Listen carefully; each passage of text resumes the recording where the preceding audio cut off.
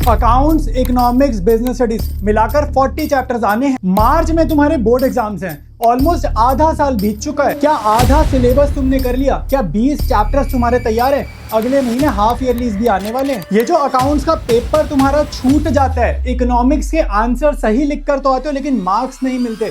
BST में case study recognise करने में दिक्कत आती है। कहीं से अच्छे कीवर्ड्स मिल जाते हैं तो बढ़िया काम हो जाता। सो हे एवरीबॉडी, मैं हूं आपका अपना मनन भैया और आज की इस वीडियो में मैं तुम्हें देने वाला हूं एक 3 स्टेप स्ट्रैटेजी जिससे तुम अपने हाफ ईयरलीज में बहुत अच्छे मार्क्स लेकर आ सकते हो। यार तेरी इस सिचुएशन को समझता हूं। अभी अभी हमारी स्कूल की छुट्टियां खत्म हुई हैं, होश में हम आने वाले हैं। पता चला भाई आधा साल बीत गया। अभी अभी पता चला वीडियो देखकर कि भाई 40 चैप्टर आ रहे हैं तीनों सब्जेक्ट्स मिलाकर और अगले महीने अपने हाफ ईयरलीज है। हालत इतनी खराब चल रही है कि इस टाइम बस एक अच्छी सी स्ट्रैटेजी, एक अच्छी सी गाइडेंस मिल जाए कि तुम्हारे बहुत अच्छे मार्क्स हाफ ईयरलीज में और तुम्हारी इज्जत बच जाए। मेरी बताई हुई स्ट्रैटेजी अगर आपको पसंद आती है, अगर तुम इसे फॉलो करने वाले हो तो नीचे कमेंट जरूर करना कि फीलिंग कॉन्फिडेंट नाउ। तो टाइम वेस्ट नहीं करते, स्टार्ट करते हैं स्ट्रैटेजी को। और याद रखना तुम्हारा भाई आ गया है, सब संभाल लेगा। स्ट्रैटेजी का पहला स्टेप है ये जानना कि भाई सिलेबस कितना है। आपने बोल तो दिया भैया कि 40 चैप्टर आने, लेकिन 40 कैसे बता रहे हो?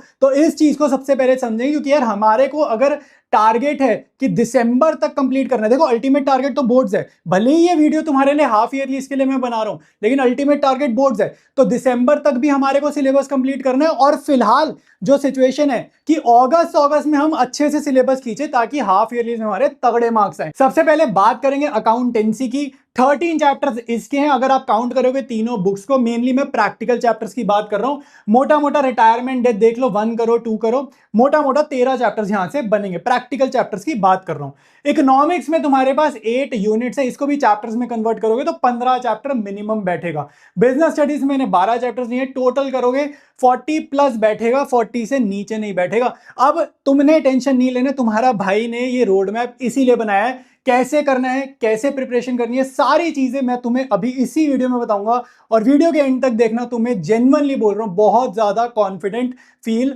होगा। अब बारी आ गई है स्ट्रैटेजी के स्टेप नंबर 2 की, द टाइम ब्लूप्रिंट। यहां पर मैं एक मेन डाउट क्लियर कर देता हूं जो मुझे लगता है तुम में से सब में होगा। हर कोई ये सोचता है कि अगर मैंने अकाउंट्स, इकोनॉमिक्स, बिजनेस स्टडीज तीनों सब्जेक्ट्स को अगर मैं इक्वल टाइम दे रहा हूं, मान लो तुम तीनों सब्जेक्ट्स को रोज 1-1 घंटा पढ़ रहे हो, तो क्या तुम्हारे तीनों सब्जेक्ट्स में अच्छे मार्क्स आएंगे? क्या तीनों सब्जेक्ट्स में इक्वल मार्क्स आएंगे? अगर 20 मार्क्स का पेपर है तो क्या तीनों में 20 में से 20 या 20 में से 19 या 20 में से 18 आएंगे?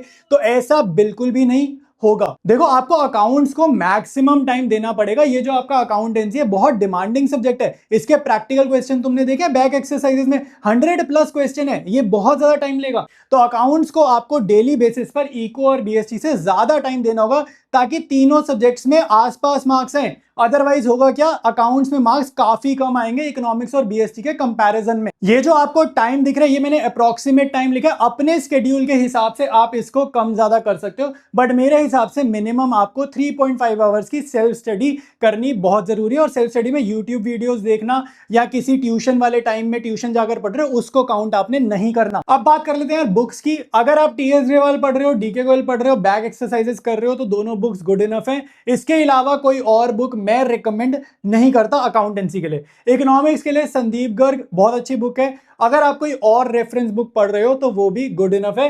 कैसे पढ़ना है इन तीनों सब्जेक्ट्स को वो मैं अभी तुम्हारे को अगले सेक्शन में बताऊंगा।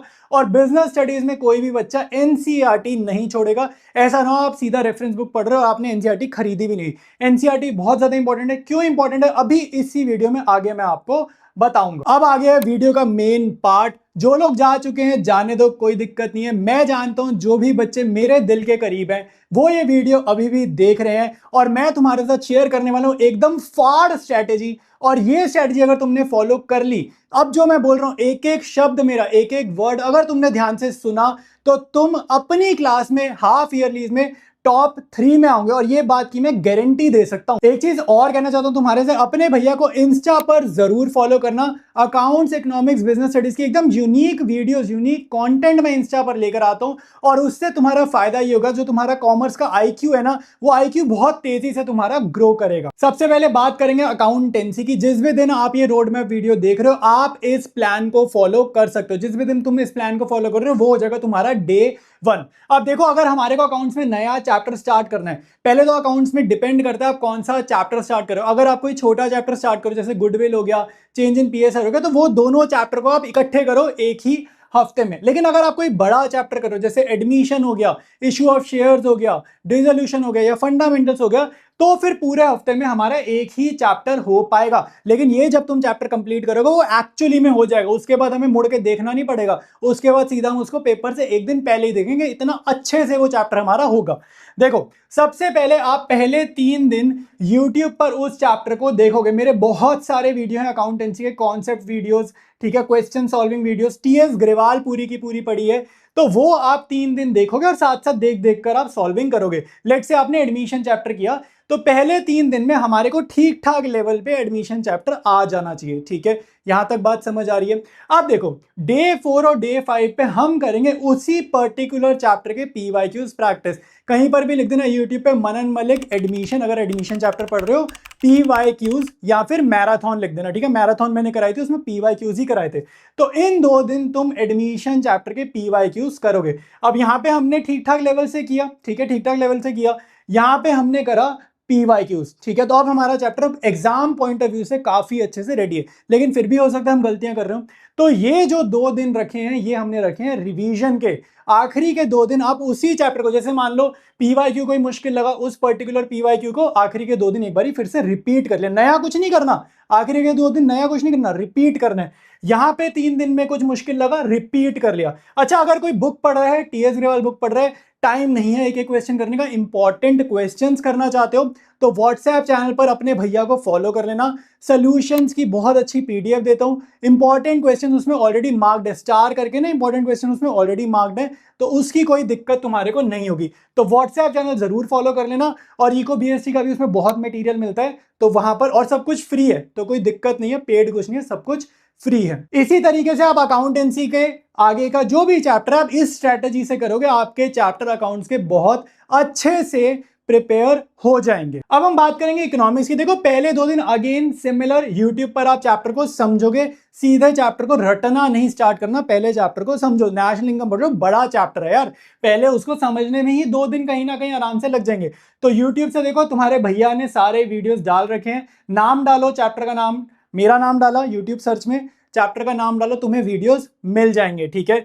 तो वहां से देख सकते हो। अब इसमें एक मेन चीज मैं तुम्हें बताता हूँ, इको में बच्चों के नंबर कटते क्यों है। होता क्या, हम चैप्टर समझ लेते हैं, यूट्यूब से समझा, स्कूल से पढ़ा, ट्यूशन से पढ़ा, चैप्टर समझ लिया, आ गया समझ, बढ़िया।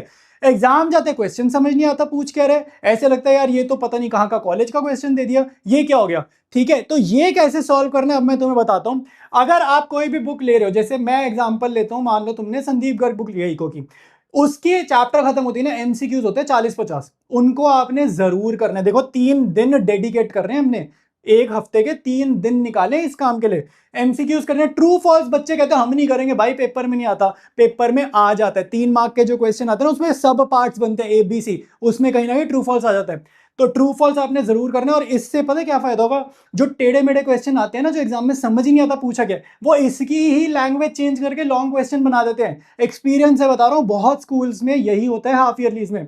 मेरी बात को ध्यान से सुन लो, हल्के में मत लो, बहुत जेन्युइन चीज बता रहा हूँ। फिल इन द ब्लैंक्स होते हैं, उनको जरूर करो। सही बता रहा हूँ, तुम्हारा जो दिमाग खुलेगा ना चैप्टर को लेकर, इतनी सारी नई चीजें पता चलेगी ना जब तुम ये चीजें करोगे। इसके बाद जब तुम इको का पेपर देकर आओगे अपने स्कूल में, तुम्हें ऐसा क्वेश्चन ही नहीं होंगे जो तुमको मुझे समझना है, हर एक क्वेश्चन आपको समझ आ जाएगा अगर आप इस तरीके से चैप्टर को पढ़ते हो। तो पहले 2 दिन यूट्यूब से चैप्टर समझा, 3 दिन ये काम किया, MCQs, true false, fill in the blanks वाला काम किया, और आखिरी के 2 दिन रिवीजन किया, क्योंकि भाई इको है, याद करनी पड़ती है। इको में एक और टिप दूं, जो स्केड्यूल और डायग्राम्स हम बनाते हैं उनको हमेशा एक्सप्लेन करके आओ। खाली स्केड्यूल बना दिया, एक्सप्लेनेशन नहीं दी, मार्क्स कटेंगे।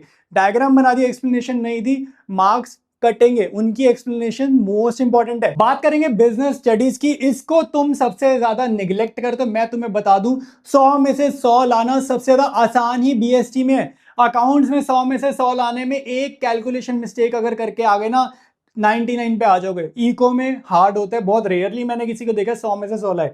बीएसटी में 100 में से 100 लाना ईजी है। इन दोनों के कंपैरिजन में क्या गलतियां बच्चे करते हैं जिस वजह से मार्क्स नहीं आते, वो चीजें अब मैं तुम्हें बताता हूं। और अगस्त के हिसाब से, हाफ ईयरली के हिसाब से सिलेबस कैसे निपटाना है वो भी बता रहा हूं। देखो, सबसे पहले 2 दिन चैप्टर समझोगे, टाइम बच रहा है, क्योंकि हमने तो बाकी सब्जेक्ट भी पढ़ने हैं, ऐसा थोड़ी है खाली यही पढ़ना है, बाकी सब्जेक्ट भी पढ़ने हैं, स्कूल भी जाना है, अगस्त में तो स्कूल भी जाना है। चैप्टर समझोगे, टाइम मिला तो चैप्टर थोड़ा थोड़ा लर्न करना स्टार्ट करना। पढ़ोगे कौन सी किताब से? एनसीईआरटी से पढ़ोगे। इसके बाद डे 3, डे 4, डे 5, देखो 3 दिन निकाले हैं क्या करने के लिए? केस स्टडीज पकड़ बनाने के लिए। केस स्टडीज पे पकड़ अपने को बनानी कंपलसरी है। केस स्टडीज आती है एनसीईआरटी से, उठ के लाइन बाय लाइन एनसीईआरटी पढ़ लेना, वहीं से केस स्टडीज आती है। अच्छा, अब फिर दिक्कत कि भाई हम तो उस टाइम भूल जाएंगे, पेपर में हम भूल जाएंगे कि अब क्या करें भैया? तो कीवर्ड्स याद करने हैं। कीवर्ड्स कहां से मिलेंगे? कीवर्ड्स तुम्हारा भाई तुम्हें देगा, तुम्हें थोड़ी ढूंढना है। व्हाट्सएप चैनल ज्वाइन कर लो, कीवर्ड्स की पीडीएफ में डालूंगा अगस्त में, चैप्टर वाइज कीवर्ड्स दूंगा। कीवर्ड्स को याद करना, जैसे ही वो कीवर्ड्स दिख गए ना, तुम समझ जाओगे चैप्टर के कौन से हिस्से से, कौन से टॉपिक से केस स्टडी आई है। तो कीवर्ड्स वेरी वेरी इंपॉर्टेंट, ठीक है। एमसीक्यूज की आपको प्रैक्टिस करनी है, ठीक है। एनसीईआरटी में इतना कुछ होता नहीं है, तो कोई ऑनलाइन मटेरियल देखना पड़ेगा आपको, या कोई बुक ले लेना, रेफरेंस बुक ले लेना। एमसीक्यूज की प्रैक्टिस आपको करनी है, क्योंकि इसमें भी सेम इको वाला हाल है, कभी कभी क्वेश्चन घूम के आ जाता है, हम समझ नहीं पाते। तो बीएससी के एमसीक्यूज आपने प्रिपेयर करना है। अब देखो 3 दिन यहां लगा दिए, 2 दिन समझने में लगा दिए, अभी भी चैप्टर कच्चा हो सकता है, तो रिवीजन के लिए 2 दिन रखें, जिसमें आप सारा कुछ, जो भी चीजें यहां पर मुश्किल लगी, कुछ याद नहीं हुआ, मुश्किल वाले टॉपिक रिवाइज करोगे, ठीक है, 2 दिन में। ऐसे करके अगर आप पढ़ाई करोगे अगस्त के मंथ में, सितंबर में तुम अपनी क्लास के टॉपर बनोगे, मैं पूरी गारंटी दे सकता हूं इस बात। कमेंट करना अपने डाउट्स, अपनी सजेशन, और याद रखना भाई आ गया है, सब संभाल लेगा।